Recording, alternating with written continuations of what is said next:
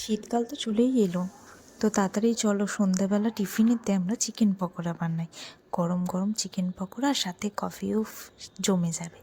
তো আমি এখানে বোনলেস চিকেন নিয়ে নিয়েছি, আর এখানে ম্যারিনেট করার জন্য আমি নেবো বেসন, অ্যারারুট, নুন, হলুদ,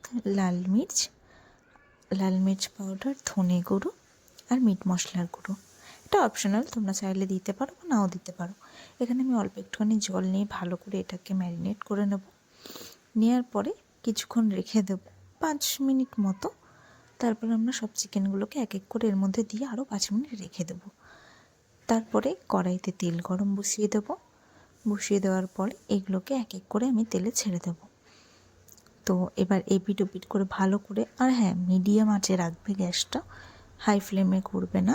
হাই ফ্লেমে করলে কী হবে, এটা পুড়ে যাবে এবং ভালো করে সেদ্ধ হবে না। তো আমি এখানে মিডিয়াম ফ্লেমে রেখেছিলাম, আর দেখো কি সুন্দরভাবে হয়ে এসেছে এটা।